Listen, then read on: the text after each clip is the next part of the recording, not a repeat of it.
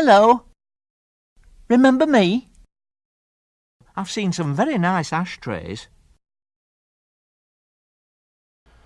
What I'm working on now is something that I've been wanting to do for some years now.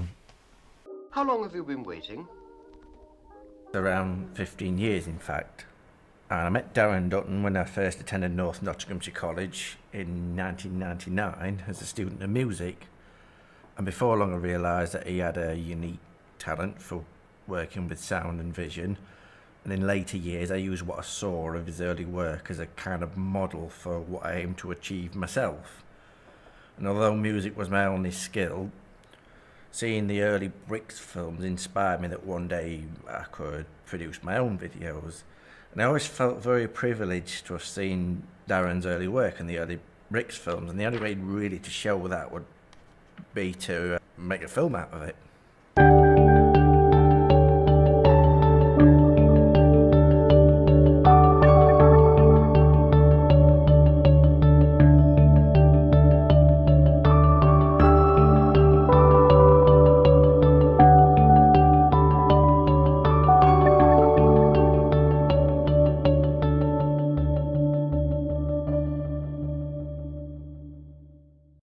To weigh up all these things, I needed to go and speak to Darren and about 20 years of sketch making, which felt like a homecoming in itself.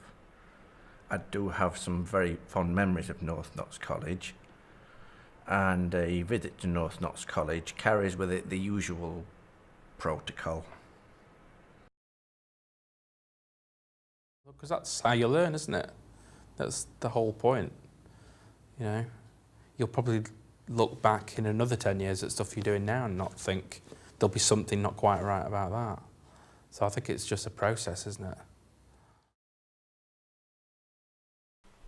I had my first working camcorder in 2004, and I didn't know what I was going to do with it. I didn't have friends that I could write comedy with. I didn't have a production team or any knowledge of editing, post-production whatsoever.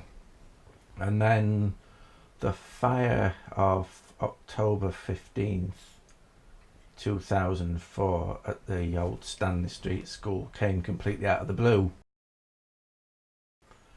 I think when these things happen, when buildings start to slip away, whichever field of creativity you're in, you respond to.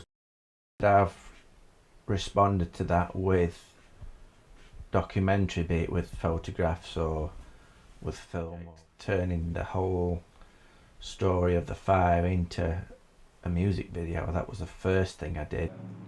Being in one of my early projects, there was no real sort of aesthetic for it. I kind of made it up as it went along. I did the best with what I'd got. I think some of it revolves around sentimentality, some of it revolves around curiosity. Good thing for me at this sort of point is going back to what inspired me to learn about what I'm doing now, where I began. And yes, I did create a lot of films based around my own fascination of decaying buildings, which in later years I became quite embarrassed about because it seemed very, very self-indulgent. I always used to like those. I always thought they were really good. People couldn't understand why 10 years ago I was working on a project to preserve the legacy of the old Stanley Street School. The place had burned down. It was a ruthless, smouldering mess, and in their opinion that had already slipped into the history books. It was yesterday's news. Why would you go and sort of photograph this ruin? I think as you go on and you make more and more things, that's when you start to think, oh well, I could do this. I always used to think you had a sort of archivist's sort of mentality, like you wanted to record things for posterity because, like you say, there'd be a point where that thing didn't exist, and so you kind of having that was kind of the next best scenario. At least you were able to show people later on what actually was there before. Yeah, when I've done things that I've considered to be original, you've always got those growing pains of it's a new thing, so what are the actual rules and what are the actual aesthetic obsessions with this? The whole Borley Rectory thing was a case of, I love these fascinating old black and white photographs of a huge red brick mansion that is no longer there, and I also loved classical music, i.e. Chopin's Nocturnes, and it was just a kind of blatantly self-indulgent way of marrying the two together. A musical education is actually very useful for film. I think there's something about music and knowing about music. I remember watching a student edit something and thinking, oh, this is just amazing, this is brilliant, I want to do this. And then when I went to uni again, I was taking music, but during that 3 years, by the end of the third year, I just did not give a fuck about music, to be honest with you. There's got to be development, there's got to be a point where, you know, you let go of the earlier stuff and you kind of just concentrate on what you're doing at the minute. I think you have to have a lot of confidence in yourself that what you're doing is funny. You have to go out on a limb and thinking, well, I think this is funny. And there's been times where I'm sad to say, I've been sort of like, this is why it's funny, this is how I'm going to do it. And then I've been persuaded in other ways and I've kind of gone against what my original sort of feeling. He's doing it wrong all the time. What a fucknut. I'm really interested in sort of harnessing the comedy from Dreams, because what I quite like about it is that they're funny and you don't know why. With a lot of comedy, you can analyse and go, oh, it's funny because of this, this and this. Whereas at Dreams, things are they're just funny. This man is finding it difficult to sleep. He is a man. Do you think he is a good man? I don't understand him. Oh, I get this now. It's funny because there's no reason. There's no reason behind why it's funny. It's just funny. So I've been kind of fascinated with that. Why are certain things funny and why things aren't, and why things just naturally funny. 15 years ago, I remember seeing it as quite a brave move that Brix had taken the fascist dictator of Nazi Germany and turned him into a figure of fun. And it was a short film where the ruthless dictator of the 20th century, Adolf Hitler, is a bit of a prankster. Go on. Go on then. Go on. That man did not wash his hands.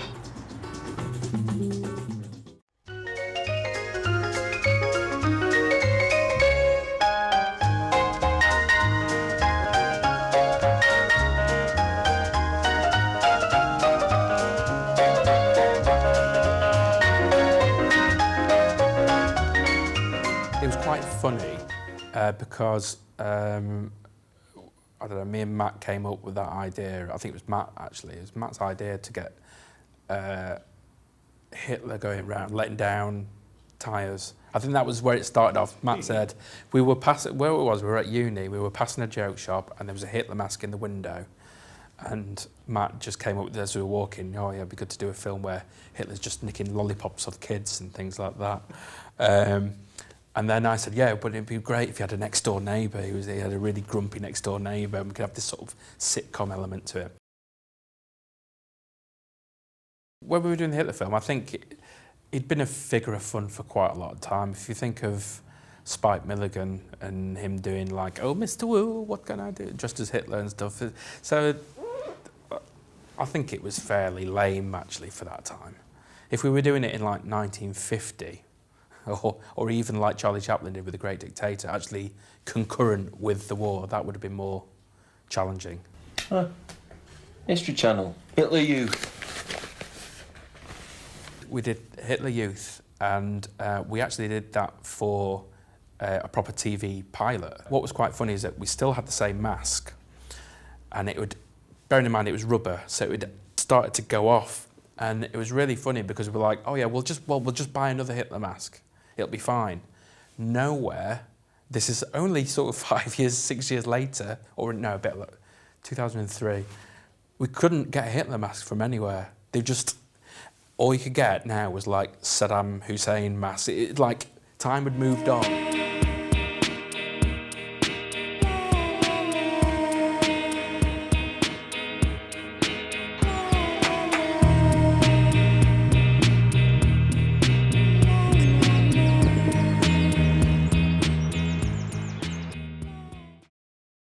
He often has a dry sherry, the same as young people. That accounts for the yellow gloves. Because you get more elbow room. All I got was a black eye and a day trip to Fleetwood. It was 2014 before I was actually able to work on any specific screen character development.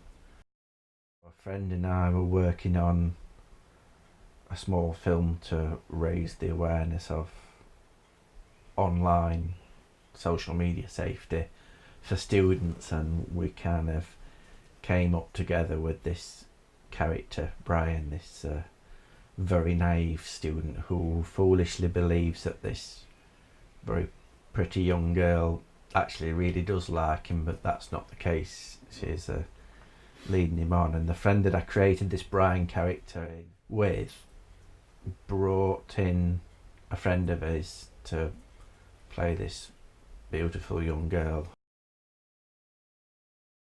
He just turns up at this coffee shop and waits and waits and waits. She never turns up, and then he gets home, realises the joke's on him. And back to the Kenneth Loach thing about actually putting people into situations and into environments rather than relying on trained actors. I think that was very similar to how I leapt into every role I created, and so they weren't too far from the truth. There wasn't a great deal of acting involved.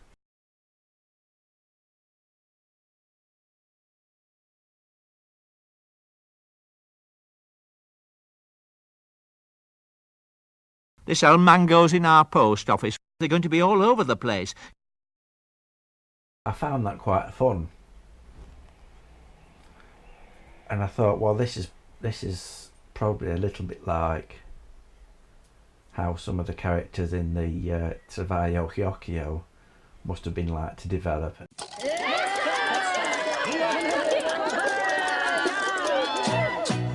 Die Leineweber haben eine saubere Zunft. Haar die Schar die Schrumpf, Schrumpf, Schrumpf. Mit Fasten halten sie Zusammenkunft. Haar die Schar die Schrumpf, Schrumpf, Schrumpf. Aschegraue, dunkelblaue, Schrumpf, Schrumpf, Schrumpf. Mir ein Viertel, Schrumpf, Schrumpf, Schrumpf. Fein oder grob, gefressen werden sie doch mit der Julle, mit der Spulle, mit der Schrumpf, Schrumpf, Schrumpf. Fein oder grob, gefressen werden sie doch mit der Julle, mit der Spulle, mit der Schrumpf, Schrumpf, Schrumpf. Trabajo. It was a kind of film where you filled in the missing bits. Yes. Like you'd see these eccentric characters. There was two detectives holding hands looking for custard. There was somebody selling baked beans on a park bench. But just before that, they'd been introduced as young adults with very prime and tender flesh. Obviously, because it's not just me who made it. There was also my friend Matthew Taylor and Lee Nelson. And I think we'd been to university together. I think we were a few years out of university, and we just wanted to do something creative. I think we got to a point where we'd been out of university 5 years maybe, and it was like, we want to go back to the kind of creating stuff like we used to do at uni. So I think we just came up with lots of characters. That was the starting point, was what do we find funny? And it was kind of, right, okay, filling a suitcase full of water, we thought that was funny. Men who go around with magnifying glasses trying to find custard. There's all these kind of non sequiturs that we were coming up with. And then it was a case of, once we had all those, how can we make it into an interesting structure? If we were going to be in it lots of times, then we had to look very different. It took me about 2 or 3 months to just edit the thing. And I hadn't completely finished it till about February 2001. There was always something very surreal and non-linear about the early films. And I've always been a fan of things being delivered in streams of consciousness, like in the Surveyor Hyokio film.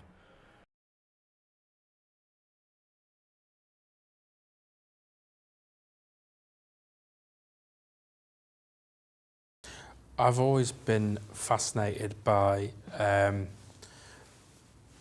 putting visuals with sound. So very much I was coming at it from an audio point of view, thinking, okay, we've got this audio, how can I visualise it? What can we do that's interesting? And then that's how all the miming stuff just came about from that. 3 9s are 27. 4 9s are 36. 5 9s are 45. 6 9s are 54. That whole acting thing and lip syncing thing, you've got that sort of, you made that look a lot easier than it actually is. I used to see her getting on the 37. Transistor in one hand, kiddie in the other. Going hammer and tongs. I didn't take the chain off. They're on a good wicket. Which is why all of them sort of, if you actually look on the final take, I've sort of cut it where I've hit play, and I've just got a chance to fold my arms before the little cue bit comes up. So I think just keep on looping it as well. I remember did one a few years ago where I had a couple of actors mime into short sections, and all I did was I just kept the same piece of audio on repeat, and we just do take after take after take. I always think I was very, very lucky to get into that competition and win it. And the winner is Darren Dutton for Dead Dads. I still think back now thinking it's a really good achievement to have done. But it took a lot of work. I used to apply to lots of competitions. I used to do that kind of stuff all the time. Hello, Sarah. Sarah, don't be rude. Hello, Dad. How was school today? Mum, do we have to do this? Sarah? It's stupid. When we did that, it was literally, you sent it to the producer read the script, the producer decided whether it was funny or not. So you had this kind of thing now where it was just one person making maybe a couple of people making the decisions. I've had enough of this. He told me you'd forget about him one day. Mum, that tape is 10 years old. I know exactly what he's going to say next. When it got down to the last 10, I think all of those sketches were available online through the BBC website, but they weren't actually, there was no sort of YouTube or anything like that to watch it on. Just before YouTube, Vimeo and other viral video sharing sites, there was a kind of boundaries faced by him which have been stripped away now, and that can either be a good thing or a bad thing, because I can go away, produce something and distribute it through social media or viral media, but then again so can others. So I mean, depending on how you see that and what your opinion is on that. It's brilliant. It's brilliant. I think there's a danger of working in a vacuum, I think, and I very much did in the early part, because yeah, you'd show it to your friends and stuff, but there wasn't really anywhere else to show it. You'd send video, I mean, I used to send videotapes out to commissioning editors and things like that and hope that they'd like it, but there wasn't really an outlet, there was nothing.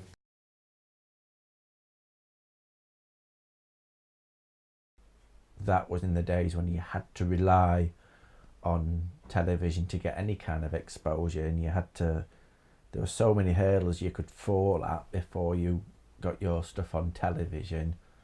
I guess the closest we got was like things like Takeover TV, when we started sending sketches off to that. I used to drink your infamous shoe. Do expect some weirdness and confusion due to sheer oddness of clips. And they get broadcast, and then you get seen on TV. Oh, it looks like me. Oh yeah, 205, BBC Two, Vince. Do you have any strong opinions? There's the kind of thing where everybody's a critic, so everybody will have their say. And everybody will say, oh, this is good, this is bad, thumbs up, thumbs down, whatever it is. But the only thing is with sharing videos globally is you kind of open up the door to critics, and some people can go out of their way to be an absolute critic without any constructiveness in it whatsoever.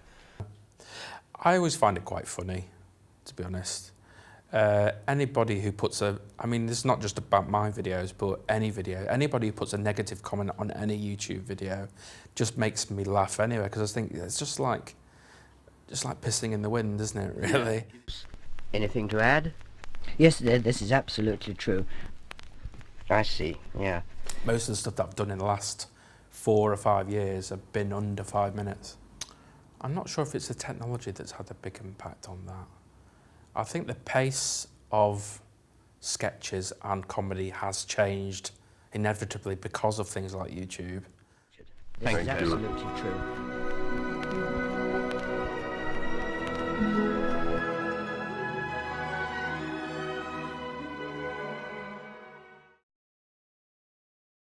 I've had this affinity with urban and industrial decay for longer than I care to remember, and also this sort of desire to be in these deserted, run-down places seemed to be quite a recurring theme. But then again, it did actually pay off when I was working on the Chase film. I designed a character with myself in mind. I wanted to bring a character to life, and I always sort of put myself forward. I want to play this. I want to play this person, and I played a character that a friend and I had invented, who was on the run because he knew of some secrets and some cover-up things that had happened at work, which made him kind of like a renegade figure. And we wanted like a comic book darkness to it, like the Sin City film, in black and white. Surrealism kind of did get to play a little part in that.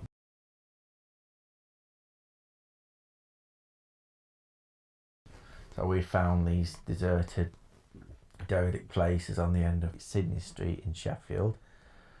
This nice little haven for graffiti, tucked away in the corner. We had the job of turning that into a setting for this character's hideout.